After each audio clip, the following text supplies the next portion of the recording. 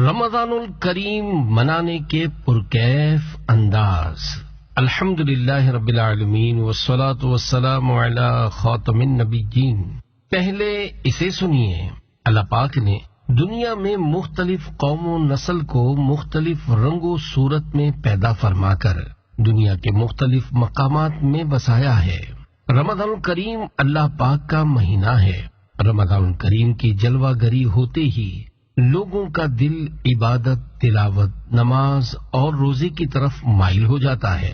دل کا یہ میلان کوئی نئی بات نہیں، بلکہ صدیوں سے یہ معاملہ ایسے ہی ہے۔ اب بھی اس کے نظارے دنیا بھر میں عام ہیں۔ اس رسالے میں نہ صرف گزشتہ صدیوں میں عبادات کے حوالے سے مسلمانوں کے کچھ معاملات کا خوبصورت بیان ہے، بلکہ کم و بیش 11 ممالک کے موجودہ معاملات رمضان کو بھی ذکر کیا گیا ہے۔ الحمدللہ الکریم اس رسالے کی تیاری کے لیے کم و بیش 30 ممالک کے عاشقان رسول سے معلومات لینے کی کوشش کی گئی ہے۔ اللہ کریم کی توفیق سے آئندہ سالوں میں رمضان الکریم کے موقع پر مزید ممالک کے عاشقان رسول کے معاملات زندگی اسی انداز سے بیان کرنے کا سلسلہ جاری رہے گا۔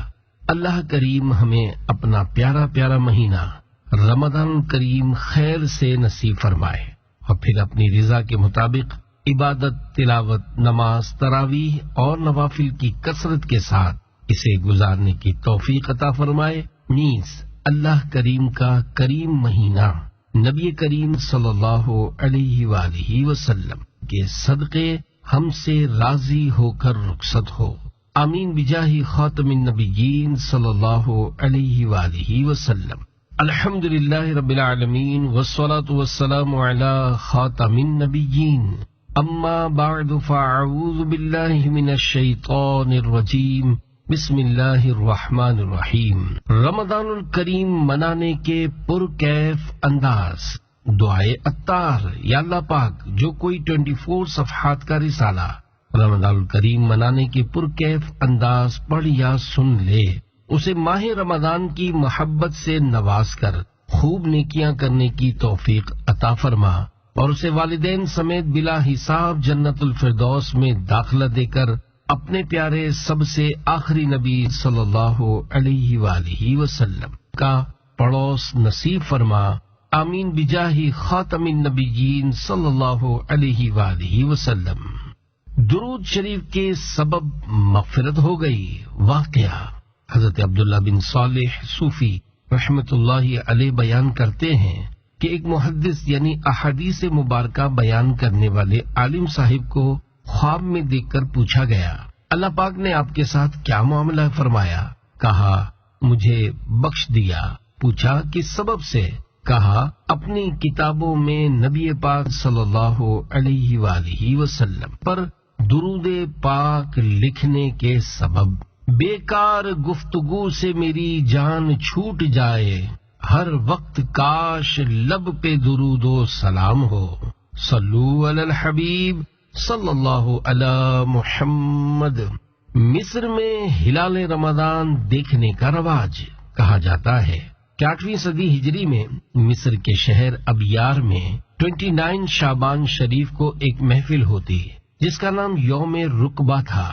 وہاں کے عاشقان رسول اس دن کو رمضان کریم کا چاند دیکھنے کا انتظار کرنا کہتے تھے۔ ان کی عادت تھی کہ شعبان شریف کی 29ویں تاریخ کو عصر کے بعد شہر کے علماء کرام اور معزز یعنی عزت دار لوگ قاضی کے گھر جمع ہوتے۔ دروازے پر امامہ شریف باندھے ایک فرد آواز لگانے کے لیے کھڑا ہوتا تھا۔ جب شہر کا کوئی عزت دار شخص آتا تو وہ شخص آنے والے مہمان کا استقبال کرتا۔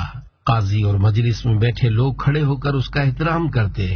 جب سب جمع ہو جاتے تو قاضی اور ان کے ساتھ تمام لوگ سواری پر سوار ہو کر شہر سے باہر ایک اونچی جگہ جاتے جہاں ماہ رمضان کا چاند دیکھنے کا اہتمام ہوتا۔ اس مقام کو قالینوں اور بچھونوں سے آراستہ کیا جاتا۔ پھر مغرب کی نماز کے بعد سب حضرات شہر کی طرف واپس لوٹ آتے۔ واپسی پر ماہ رمضان مبارک کا استقبال اس شان و شوکت کے ساتھ ہوتا کہ ان کے آگے آگے شمعیں مشعلیں اور فانوس ہوتے، اور دکاندار اپنی دکانوں پر شمعیں روشن کر دیتے تھے۔ اللہ پاک کی ان پر رحمت ہو اور ان کے صدقے ہماری بے حساب مغفرت ہو، آمین بجاہ خاتم النبیین صلی اللہ علیہ وآلہ وسلم۔ عاشق ماہ رمضان امیر اہل سنت بانی دعوت اسلامی حضرت علامہ مولانا محمد الیاس عطار قادری دامت برکاتہم العالیہ لکھتے ہیں، یہ کیوں ہر طرف شور صلی علی ہے، نظر چاند رمضان کا آ گیا ہے، خوشا ماہ رمضان پھر آ گیا ہے، در رحمت ایک بار پھر واہ ہوا ہے، صلو علی الحبیب صلی اللہ علی محمد۔ ہلال رمضان اور معمول امیر اہل سنت، الحمدللہ علی احسانہ۔ سال ہر سال سے عاشق ماہ رمضان امیر اہل سنت دامت برکاتہم العالیہ عاشقان رسول کے ساتھ شعبان شریف کی 29 تاریخ کو ہلال رمضان کی زیارت کا اہتمام فرماتے ہیں۔ امیر اہل سنت دامت برکاتہم العالیہ رمضان کریم کی آمد پر بڑے خوش نظر آتے ہیں۔ چند سالوں سے اس پرکیف محفل کے مناظر لائیو مدنی چینل اور امیر اہل سنت کے فیس بک پیج پر دکھائے جاتے ہیں۔ جیسے ہی ہلال رمضان نظر آتا ہے، امیر اہل سنت کی آنکھوں سے خوشی کے آنسو جاری ہو جاتے ہیں۔ حدیث پاک میں موجود نئے مہینے کے چاند کو دیکھنے کی دعا پڑھ یا پڑھا کر رو رو کر دعا مانگتے ہیں اور عاشقان رسول کو ماہ رمضان کی آمد کی مبارکباد دیتے ہیں۔ پیارے آقا صلی اللہ علیہ وآلہ وسلم جب ہلال دیکھتے تو یہ دعا پڑھتے، اللہم اہلہ علینا بالامن والایمان والسلامت والاسلام ربی وربک اللہ۔ قمری یعنی اسلامی مہینے کی پہلی، دوسری اور تیسری رات کے چاند کو ہلال کہتے ہیں، اس کے بعد کی راتوں کے چاند کو قمر کہتے ہیں۔ یہ دعا پہلی، دوسری اور تیسری رات تک پڑھ سکتے ہیں۔ رمضان کریم کا چاند دیکھنے کا مسئلہ یاد رکھیے، 5 مہینوں کا چاند دیکھنا واجب کفایہ ہے۔ نمبر 1 شعبان، 2 رمضان، 3 شوال، 4 ذی قعدہ، 5 ذی الحجہ۔ شعبان کا اس لیے کہ اگر رمضان کا چاند دیکھتے وقت ابر یا غبار ہو تو یہ 30 پورے کر کے رمضان شروع کرے، اور رمضان کا روزہ رکھنے کے لیے اور شوال کا روزہ ختم کرنے کے لیے اور ذی قعدہ کا ذی الحجہ کے لیے اور ذی الحجہ کا بقر عید کے لیے۔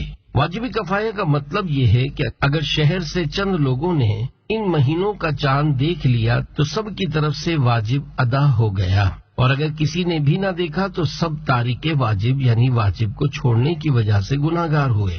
لہذا ان مہینوں کا چاند دیکھیے، انشاءاللہ واجب کفایہ ادا کرنے کا ثواب ملے گا۔ آج عطار خوب ہے شاداں، ہاں زمانے میں آ گیا رمضان، اس کی بخشش کا ہوگا اب سامان، واہ کیا بات ماہ رمضان کی، صلو علی الحبیب صلی اللہ علی محمد۔ پورا ماہ نیکیوں میں گزارنے والے اوس مصر کا ایک نہایت عظیم شہر ہے۔ یہاں مساجد اور مدارس بڑی تعداد میں ہیں۔ مشہور سیاح ٹورسٹ ابن بطوطہ اپنے سفر نامے میں لکھتے ہیں کہ شہر کے باہر شیخ شہاب الدین بن عبد الغفار رحمت اللہ علیہ کی خانقاہ ہے، یہاں صوفیوں کا رش رہتا ہے۔ اس شہر میں ہر سال ماہ رمضان میں ایسے نیک لوگ جمع ہوتے ہیں جو دنیاوی معاملات سے فارغ ہو کر سارا مہینہ عبادت میں مشغول رہتے ہیں۔ دعوت اسلامی اور پورے ماہ رمضان کا اعتکاف۔ پیارے پیارے اسلامی بھائیوں، ہو سکے تو زندگی میں کم از کم ایک بار پورے رمضان مبارک کا اعتکاف کر ہی لینا چاہیے۔ ہمارے پیارے آقا مکی مدنی مصطفیٰ صلی اللہ علیہ وآلہ وسلم نے ایک مرتبہ پورے ماہ رمضان مبارک کا اعتکاف بھی فرمایا ہے۔ صحابی رسول حضرت انس بن مالک رضی اللہ عنہ فرماتے ہیں، رمضان شریف کا چاند نظر آتے ہی غسل کر کے بعض صحابہ کرام علیہم رضوان اعتکاف میں بیٹھ جاتے۔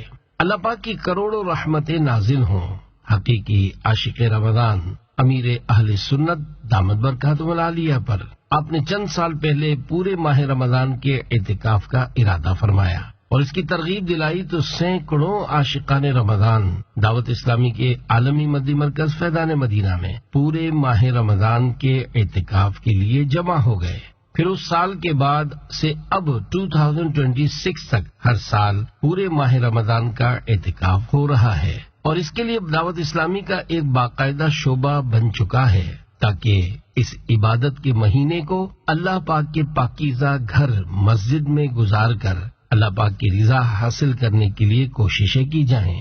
ویسے بھی اعتکاف کا لغوی معنی ہے ایک جگہ جمع رہنا، مطلب یہ کہ معتکف اللہ رب العزت کی بارگاہ عظمت میں اس کی عبادت پر کمر بستہ ہو کر ایک جگہ جم کر بیٹھا رہتا ہے۔ اس کی یہی دھن ہوتی ہے کہ کسی طرح اس کا پروردگار اس سے راضی ہو جائے۔ الحمدللہ عاشقان رسول کی دینی تنظیم دعوت اسلامی کے تحت پورے ماہ رمضان کے اعتکاف کا سلسلہ پاکستان میں کم و بیش 29 مقامات پر اور دنیا کے دیگر ممالک میں بھی ہے۔ اس علمی اور روحانی ماحول میں قرآن کریم درست پڑھنے کا طریقہ، سنتیں، آداب، مختلف دعائیں اور فرض علوم، نماز، وضو، غسل اور روزہ وغیرہ کے ضروری احکام بتائے اور سکھائے جاتے ہیں۔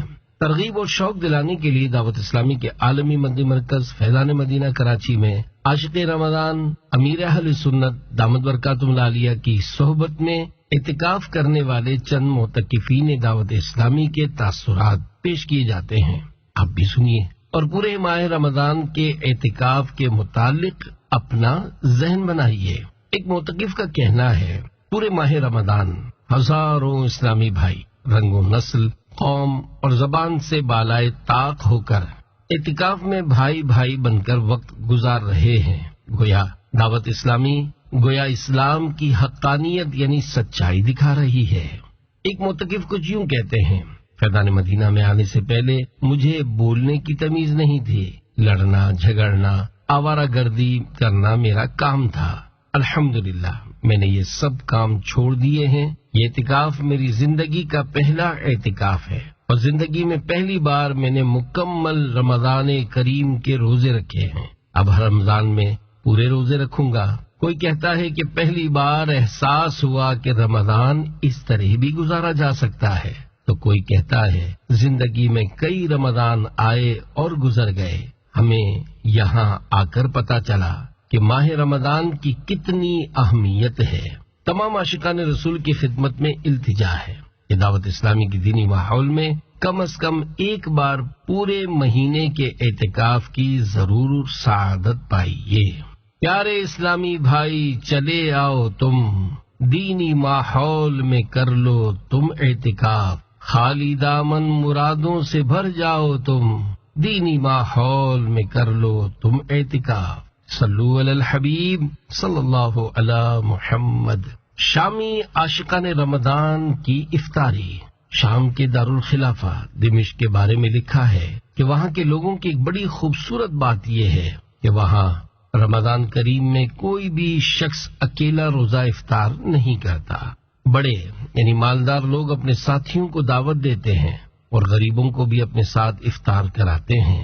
تاجر حضرات بھی ایسے ہی کرتے ہیں، جبکہ غریب اور گاؤں دیہات کے رہنے والے ہر رات ایک دوسرے کے گھر یا کسی مسجد میں جمع ہوتے ہیں۔ ہر ایک جو کچھ ساتھ لایا ہوتا ہے وہ سب مل کر افطار کرتے ہیں۔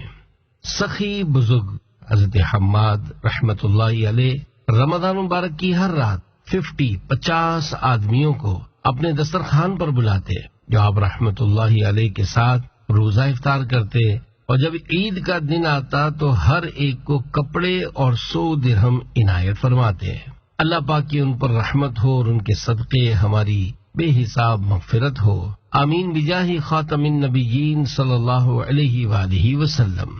اے عاشقان رمضان، رمضان کریم میں روزے کے ساتھ ساتھ صدقہ و خیرات میں بھی اضافہ کر دینا چاہیے، کیونکہ اس ماہ مبارک میں نیکیوں کا ثواب بہت بڑھ جاتا ہے۔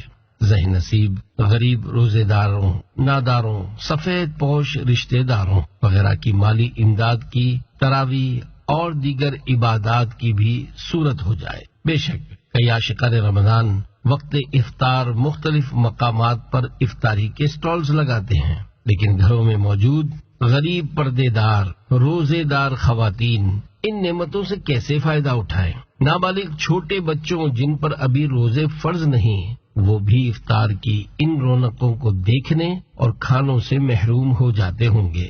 اگر ہمارے دسترخوان پر رنگ برنگے شربت، جوس، عمدہ کھانے کی ڈشیں، کئی قسم کے پھل یعنی فروٹ اور دیگر کئی نعمتیں موجود ہیں، تو ہم اللہ پاک کا شکر ادا کریں اور اس کے شکرانے میں اپنے اس پرتکلف طعام یعنی کھانے کے بہترین اہتمام سے اپنے پڑوسیوں، سفید پوش رشتہ داروں اور مساجد و مدارس میں علم دین پڑھنے پڑھانے والوں کے لیے بھی انتظام کریں۔ فرشتوں کے سردار کے ساتھ ہاتھ ملانے کا نسخہ۔ اللہ پاک کے پیارے پیارے آخری نبی محمد عربی صلی اللہ علیہ وآلہ وسلم نے ارشاد فرمایا، جس نے حلال کھانے یا پانی سے کسی مسلمان کو روزہ افطار کروایا، فرشتے ماہ رمضان میں اس کے لیے استغفار کرتے ہیں اور جبریل علیہ السلام شب قدر میں اس کے لیے استغفار کرتے ہیں۔ ایک اور حدیث پاک میں ہے، جو روزہ دار کو پانی پلائے گا اللہ پاک اسے میرے حوض سے پلائے گا کہ جنت میں داخل ہونے تک پیاسا نہ ہوگا۔ نبی کریم صلی اللہ علیہ وآلہ وسلم نے فرمایا، جو حلال کمائی سے رمضان میں روزہ افطار کروائے، رمضان کی تمام راتوں میں فرشتے اس پر درود بھیجتے یعنی رحمت کی دعا کرتے ہیں، اور شب قدر میں جبریل علیہ السلام اس سے مصافحہ کرتے یعنی ہاتھ ملاتے ہیں، اور جس سے جبریل علیہ السلام ہاتھ ملائیں اس کی آنکھیں اشک بار ہو جاتی ہیں اور اس کا دل نرم ہو جاتا ہے۔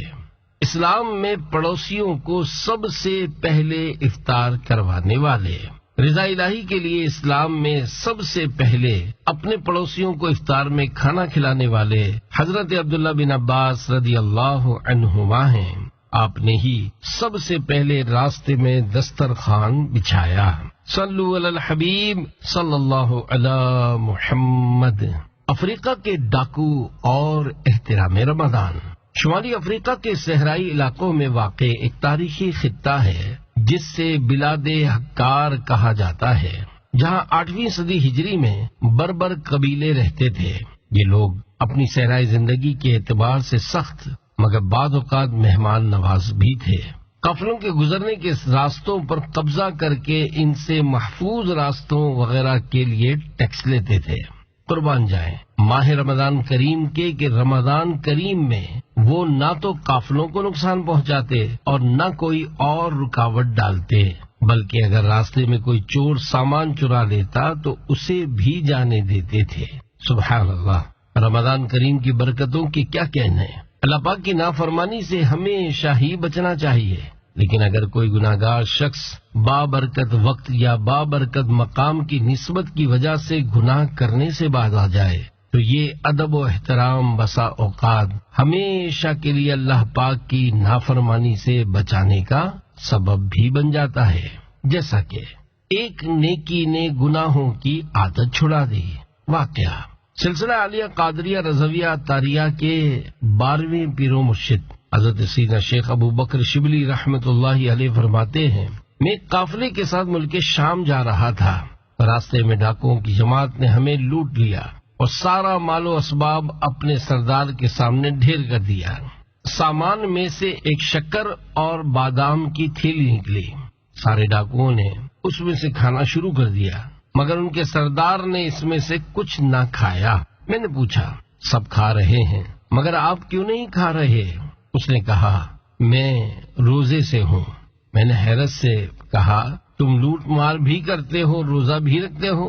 سردار بولا، اللہ پاک سے صلح کے لیے بھی تو کوئی راہ باقی رکھنی چاہیے۔ حضرت سیدنا شیخ شبلی رحمت اللہ علیہ فرماتے ہیں، کچھ عرصے بعد میں نے اسی ڈاکوں کے سردار کو احرام کی حالت میں طواف خانہ کعبہ میں مشغول دیکھا۔ اس کے چہرے پر عبادت کا نور تھا اور مجاہدات نے اسے کمزور کر دیا تھا۔ میں نے حیران ہو کر اس سے پوچھا، کیا تم وہی شخص نہیں ہو؟ وہ بولا، جی ہاں، میں وہی ہوں۔ اور سنیے اسی روزے نے اللہ پاک کے ساتھ میری صلح کروا دی ہے۔ جب آئی جوش پہ میرے کریم کی رحمت، گرا جو آنکھ سے آنسو درے یگانا ہوا۔ صلو علی الحبیب صلی اللہ علی محمد۔ رمضان سیل سیل سیل۔ اے عاشقان رمضان، رمضان الکریم کی تشریف آوری پر اسلامی ممالک میں معمولات زندگی بدل جاتے ہیں۔ آفیسز اور کاروباری اوقات میں نمایاں تبدیلیاں نظر آتی ہیں۔ ملازمین کی ڈیوٹی کی ٹائمنگ کم ہو جاتی ہے تاکہ وہ آسانی سے روزے رکھیں اور رات میں عبادت وغیرہ بھی کر سکیں۔ معلومات کے مطابق دنیا کے کئی ممالک بلکہ غیر مسلم اکثریتی ممالک میں بھی رمضان کریم کی آمد پر مختلف دکانوں، بازاروں اور شاپنگ مالز وغیرہ پر رمضان سیل لگتی ہے، جن میں بالخصوص وہ اشیاء جن کا سحر و افطار سے تعلق ہوتا ہے، چاہے وہ کھانے کی ہوں یا دیگر استعمال کی، ان پر اچھی خاصی ڈسکاؤنٹ سیلز لگائی جاتی ہے۔ بعض اشیاء کی خریداری پر ایک کے ساتھ ایک مفت یعنی buy one get one free کی آفر سے عاشقان رمضان فائدہ اٹھاتے اور رمضان کریم کی نعمتوں سے فیض یاب ہوتے ہیں۔ افسوس صد افسوس، اس کے برعکس بعض ممالک ایسے بھی ہیں جہاں مسلمانوں کی ایک بڑی تعداد موجود ہونے کے باوجود ماہ رمضان کے موسم پربہار میں عاشقان رمضان کے لیے ڈسکاؤنٹ تو دور کی بات، عام دنوں کے مطابق بھی قیمتیں نہیں ہوتی، بلکہ وہ اشیاء جن کا تعلق خاص سحری اور افطاری سے ہوتا ہے ان کی قیمت آسمانوں کو چھونے لگتی ہے۔ غریب تو غریب، درمیانی طبقے والوں کے لیے بھی پھل خریدنا مشکل ہو جاتا ہے۔ یہی نہیں بلکہ وہ آئٹمز جو سارا سال نہیں بکتے تھے وہ بھی اس ماہ مقدس میں بیچ دیے جاتے ہیں، کیونکہ کھانے والوں اور فاسٹ فوڈز کی خوب کثرت ہوتی ہے۔ ذہن نصیب، ہم یہ سمجھیں کہ ماہ رمضان مال و دولت جمع کرنے کا نہیں بلکہ نیکیاں جمع کرنے کا مہینہ ہے۔ امیر اہل سنت دامت برکاتہ العالیہ کی ماہ رمضان مبارک کے حوالے سے چند نصیحتیں سنیے۔ جنت کے 3 حروف کی نسبت سے 3 ارشادات امیر اہل سنت۔ نمبر 1، رمضان الکریم میں نوٹ کمانے کے بجائے نیکیاں کمانے پر توجہ دینی چاہیے۔ 2، مسلمانوں کو سستا مال بیچ کر رمضان مبارک میں نیکیاں کمائیے، کہ رمضان مبارک مال نہیں بلکہ نیکیاں کمانے کا مہینہ ہے۔ 3، رمضان مبارک نیکیاں کرنے والوں اور جنت میں جانے والوں کا سیزن ہے۔ قدر کر بھائی ماہ رمضان کی، کر عبادت خدائے رحماں کی، رحمت حق کا تجھ پہ ہو سایہ، واہ کیا بات ماہ رمضان کی۔ مدنی التجا، کاش وہ حکومتی ادارے جو کھانے پینے کی اشیاء کی قیمتوں پر مقرر ہیں بالعموم سارا سال اور بالخصوص اس ماہ میں شریعت کے دائرے میں رہتے ہوئے ان اصولوں کا کچھ اس طرح نفاذ کریں کہ غریبوں کا بھلا ہو، بلکہ ان کے بھلے سے انشاءاللہ الکریم آپ کا بھی بھلا ہوگا۔ نیز ان کے دلوں سے نکلنے والی دعائیں آنے والی بلاؤں اور آفتوں کو دور کر کے جنت میں پہنچا سکتی ہے۔ نیک بادشاہ، کہتے ہیں سلطان ابو اسحاق اپنے اطراف کے علاقوں کے سلاطین میں سے بڑے سلاطین میں شمار ہوتے تھے۔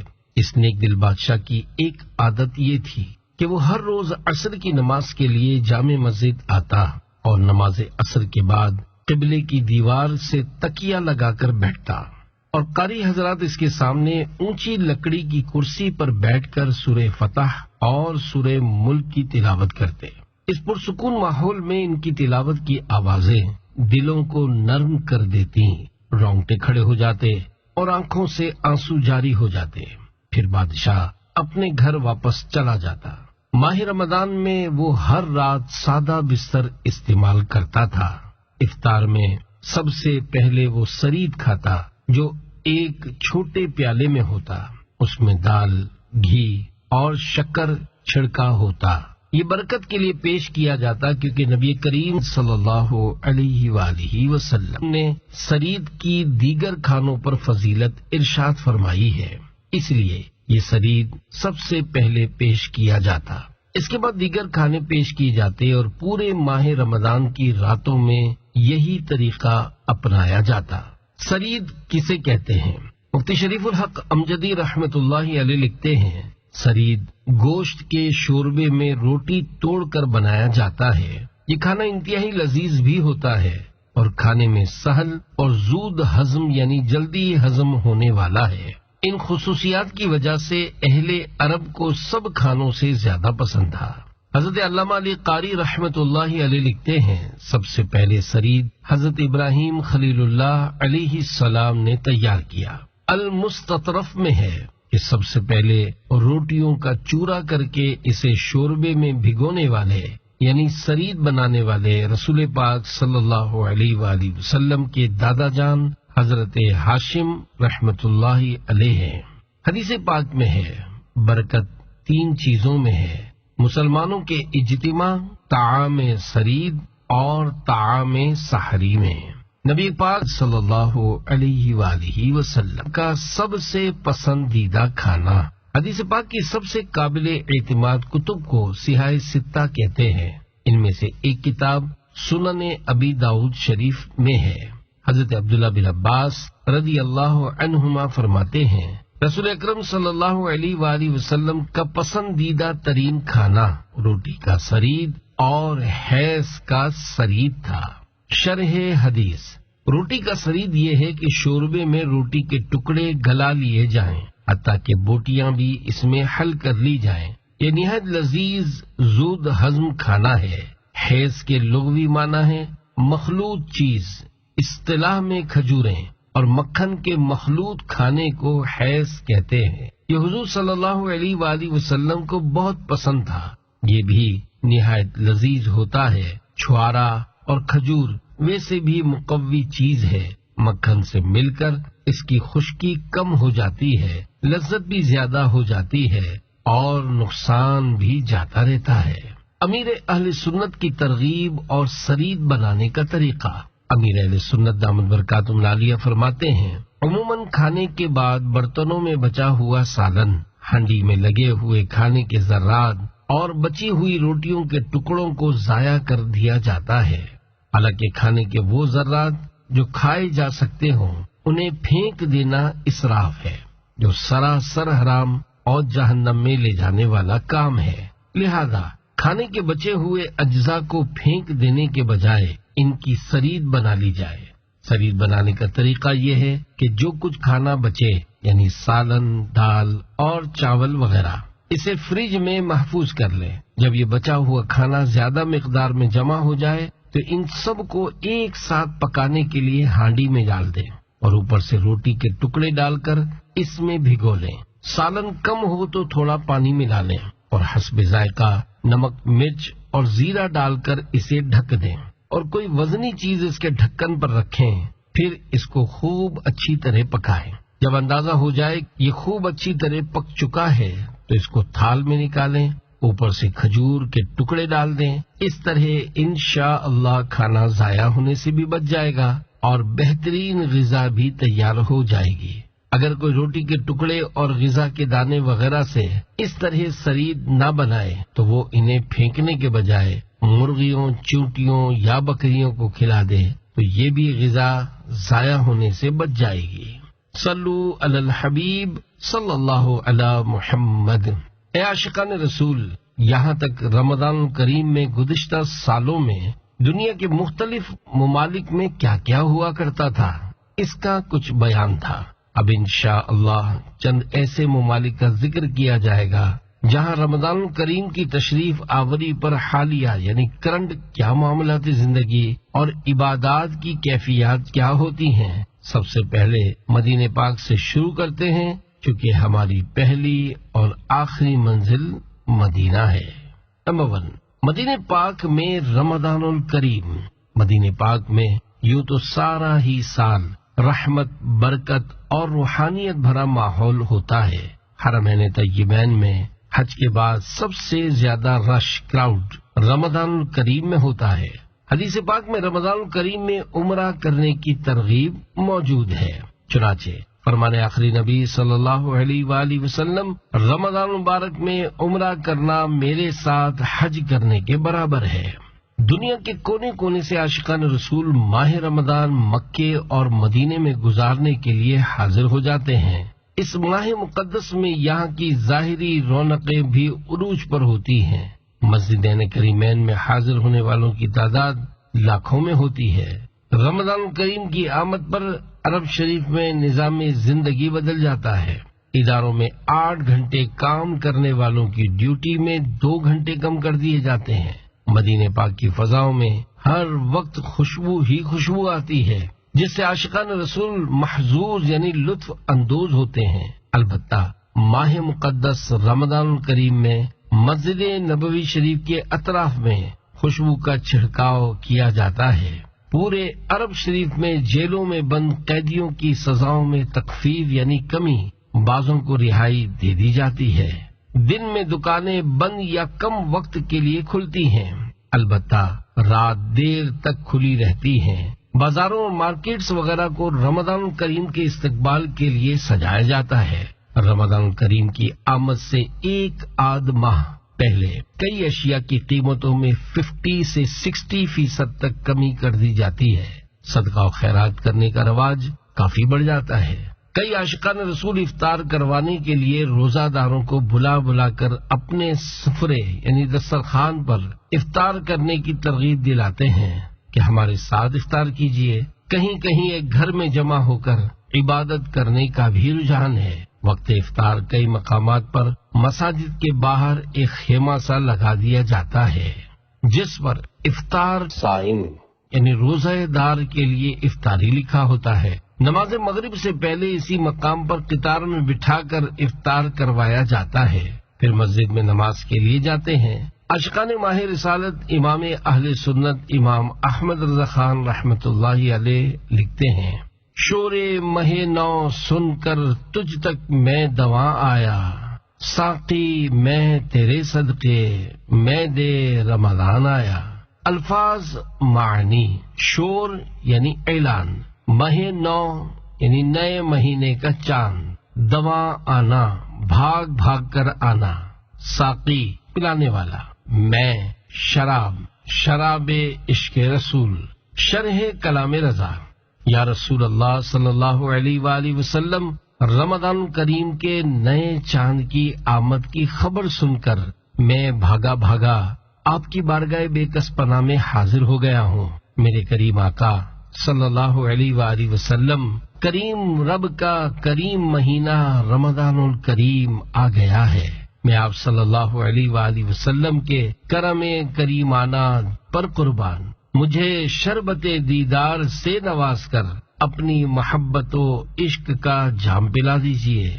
مفتی فیض احمد اویسی رحمت اللہ علیہ فرماتے ہیں، اعلی حضرت رحمت اللہ علیہ نے یہ اشعار اس وقت کہے جس سال رمضان شریف کا پورا مہینہ نبی پاک صلی اللہ علیہ وآلہ وسلم کی بارگاہ میں گزارنے کی تمنا اور حسرت لے کر مدینہ منورہ تشریف لے گئے تھے اور وہیں سے حج ادا کیا، اس کے بعد واپس تشریف لائے۔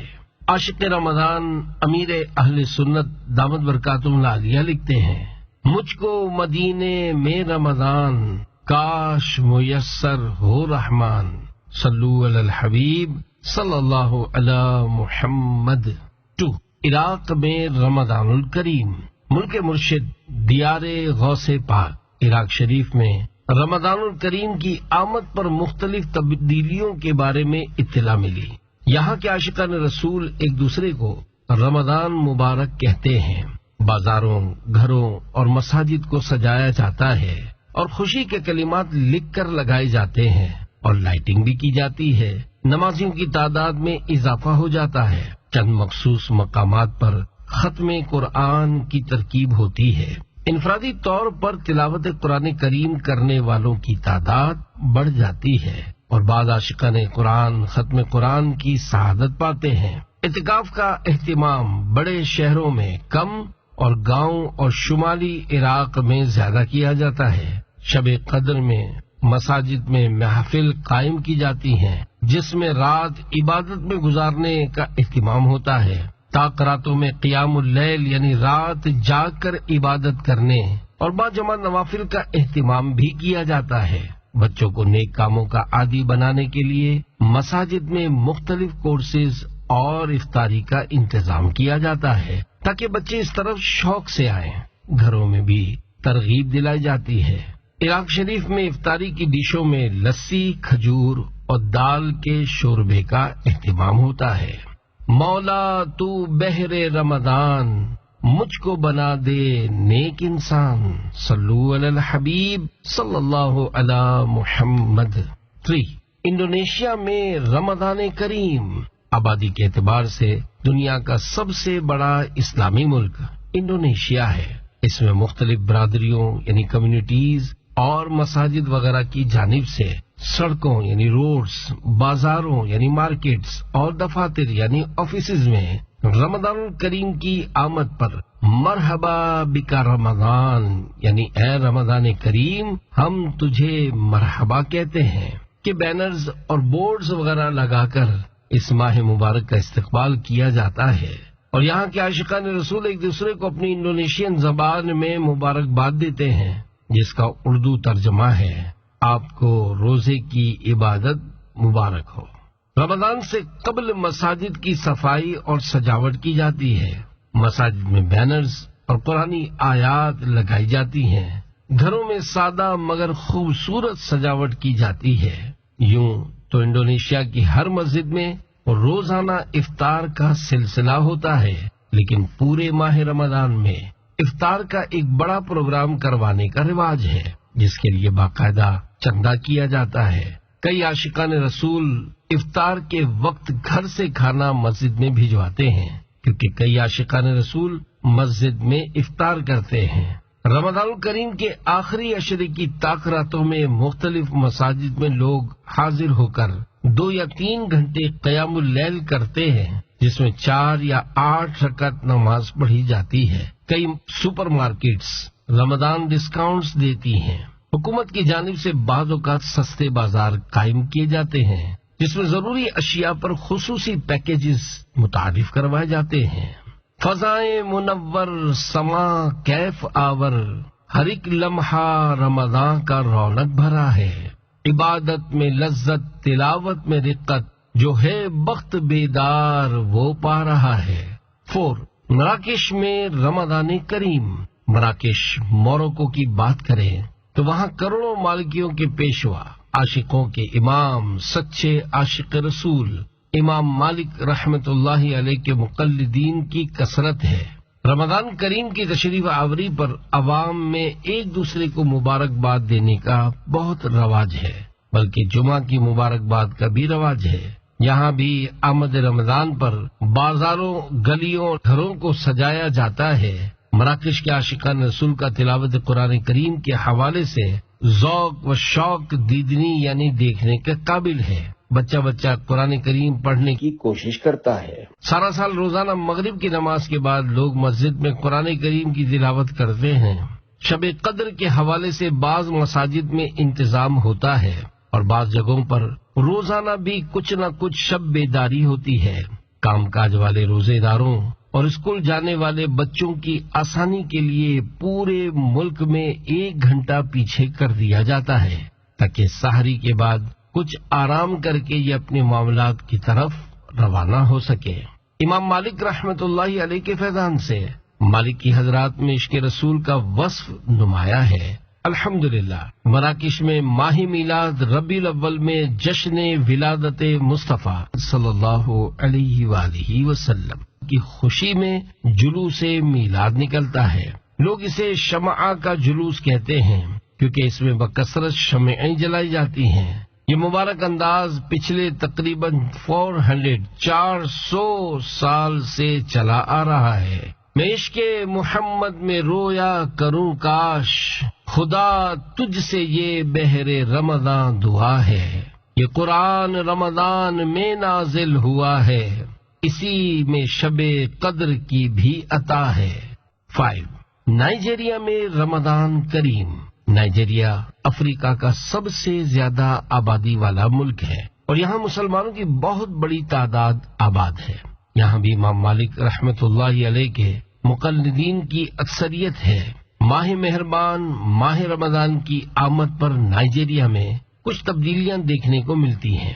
لوگ روزہ رکھ کر سارا دن محنت مزدوری والا کام کرتے ہیں۔ عام دنوں میں بھی نمازیوں کی تعداد اچھی خاصی ہوتی ہے، لیکن رمضان الکریم میں مزید بڑھ جاتی ہے۔ عصر کے بعد مارکیٹس بند ہو جاتی ہیں، مالدار لوگ جگہ جگہ افطاریاں کرواتے ہیں۔ نماز عشاء اور تراویح پڑھنے کے بعد لوگ سو جاتے ہیں، پھر رات 1 بجے اٹھ کر نفل پڑھتے ہیں۔ رات کے 1 بجے ایسی رونق لگتی ہے کہ دیکھنے والے کو لگے کہ یہ دن کا وقت ہے۔ رمضان الکریم کے آخری 10 دنوں میں 1 ختم قرآن پاک اور بعض مساجد میں 3 ختم قرآن بھی کیے جاتے ہیں۔ افطار میں ان کا ایک مخصوص قسم کا گرما گرم شربت ہوتا ہے، اس کے ساتھ کھجور کھاتے ہیں۔ الحمدللہ نائجیریا میں پچھلے تقریباً 3 سال سے عاشقان رسول کی دینی تنظیم دعوت اسلامی کے تحت اعتکاف کروانے والوں کا سلسلہ ہے۔ ایک مسجد میں 60 سے 70 افراد بھی معتکف ہو جاتے ہیں۔ مقبول جہاں بھر میں ہو دعوت اسلامی، صدقہ تجھے اے رب غفار مدینے کا۔ 7-6 ٹوگو اور بینن میں رمضان الکریم۔ افریقہ کے ملک ٹوگو کا معمول نائجیریا سے کچھ ملتا جلتا ہے، البتہ یہاں رمضان الکریم کی آخری تمام راتوں میں رات 1 بجے سے سحری تک عبادت کرنے کا معمول ہوتا ہے، جبکہ افریقہ کے ایک دوسرے ملک بنین کے معاملات رمضان میں ایک نمایاں تبدیلی یہ ہے کہ یہاں کے عاشقان رسول روزانہ نماز ظہر تا عصر قرآن کریم کی تلاوت اور عصر تا مغرب تفسیر قرآن کا حلقہ لگاتے ہیں، اور پھر اجتماعی طور پر افطار کی ترکیب ہوتی ہے۔ 8 کویت میں رمضان کریم۔ معلومات کے مطابق کویت میں ماہ رمضان شریف کی آمد پر مساجد میں رنگ و روگن کروایا جاتا ہے۔ نمازیوں کی تعداد پہلے سے بڑھ جاتی ہے۔ پڑوسیوں اور رشتہ داروں میں افطاری بھیجنے کا بھی اہتمام کیا جاتا ہے۔ نیز رمضان مبارک میں ضروری اشیاء پر ڈسکاؤنٹ بھی دیا جاتا ہے۔ صدقہ و خیرات جمع کیے جاتے اور نماز عید کے لیے خوب اہتمام کیا جاتا ہے۔ 9 ناروے میں رمضان الکریم۔ گلاسکو اسکاٹ لینڈ کے حوالے سے معلومات ملی کہ ماہ رمضان مبارک کا ادب و احترام کچھ نہ کچھ حد تک غیر مسلم بھی کرتے ہیں۔ اگر ان کے پاس کوئی مسلمان کام کرتا ہے تو انہیں معلوم ہوتا ہے کہ یہ ان کا فاسٹنگ منتھ یعنی روزہ رکھنے کا مہینہ ہے۔ اس احساس کی وجہ سے کئی دفاتر میں مسلمان ملازمین کے لیے نماز پڑھنے کی جگہ اور افطاری کا مناسب انتظام کر دیا جاتا ہے تاکہ عاشقان رمضان بآسانی اپنے دینی فرائض ادا کر سکیں۔ رمضان مبارک کی آمد سے قبل بعض عاشقان رمضان ایک دوسرے کو کھجور کا تحفہ پیش کرتے ہیں اور ان کی خواہش ہوتی ہے کہ ان کی دی ہوئی کھجوروں سے روزہ افطار کیا جائے۔ دعوت اسلامی سمیت کئی عاشقان رسول کے مدارس اور مساجد میں مکمل قرآن کریم کی تلاوت اور درس قرآن کریم کا اہتمام کیا جاتا ہے۔ بعض علاقوں میں جہاں مساجد قریب نہیں ہوتی وہاں مسلمان اپنے گھروں اور قریبی مراکز میں تراویح اور افطار کا بندوبست کرتے ہیں۔ مسلمانوں کے باہمی پیار و محبت بھرے سلوک کو دیکھ کر بسا اوقات غیر مسلموں کے اسلام قبول کرنے کے واقعات بھی ہیں۔ بعض غیر مسلموں کے سٹورز میں بھی ماہ رمضان مبارک کے موقع پر باقاعدہ رمضان کاؤنٹر قائم کیے جاتے ہیں جہاں سحری اور افطاری میں کھانے پینے کے ضروری چیزیں رکھی جاتی ہیں۔ ان پر خصوصی رعایتیں بھی دی یعنی قیمتیں کم کی جاتی ہیں۔ جھومو جھومو پھر آ گیا رمضان، واہ کیا بات ماہ رمضان کی، آیا اب آ گیا ماہ یزداں، واہ کیا بات ماہ رمضان کی۔ 10 نیپال میں رمضان الکریم۔ نیپال میں آمد رمضان پر سرکاری سطح پر خاص اہتمام نہیں، البتہ تقریباً ہر صوبے، ضلع، شہر اور گاؤں میں مساجد و مدارس کے ذریعے اس ماہ مبارک کی آمد کے اعلانات کیے جاتے ہیں۔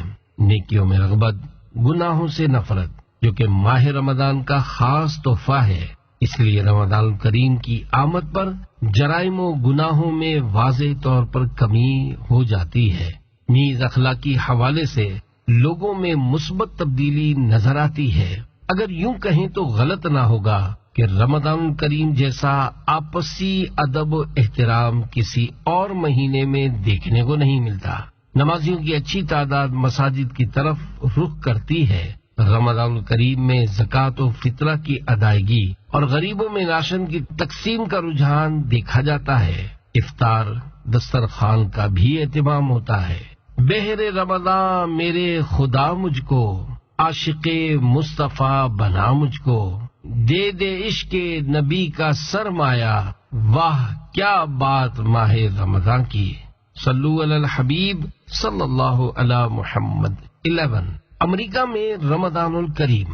مبلغ دعوت اسلامی کے ذریعے امریکہ کے حوالے سے رمضان الکریم کے بارے میں جو معلومات ملی ہیں وہ یہ ہیں کہ دنیا بھر کی طرح USA میں بھی رمضان مبارک کی آمد ہوتے ہی مسلم کمیونٹی میں تقریباً ہر عمر کے افراد خوشی کا اظہار کرنے کے ساتھ ساتھ ایک دوسرے کو مبارکباد دیتے ہیں۔ گھروں اور مساجد میں خوبصورت انداز میں رمضان مبارک کے بینر لگائے جاتے اور لائٹنگ کی جاتی ہے۔ دیگر مہینوں اور ایام کی بنسبت رمضان کریم میں مساجد اور اسلامک سینٹرز میں باجماعت نماز پڑھنے والوں کی تعداد بڑھ جاتی ہے۔ یہاں اکثر مساجد اور اسلامک سینٹرز میں خواتین کے لیے الگ سے پردے کی رعایت کے ساتھ نماز اور قرآن کریم کی کلاسز وغیرہ کے لیے جگہ ہوتی ہے۔ کئی مساجد اور اسلامک سینٹرز میں روزانہ افطار کا اہتمام ہوتا ہے۔ الحمدللہ ایسے مقامات پر عصر سے تراویح کے اختتام تک بڑی رونق ہوتی ہے۔ گھروں میں دوست اور رشتہ داروں کو مدعو کر کے یعنی دعوت دے کر افطار کا اہتمام کیا جاتا ہے۔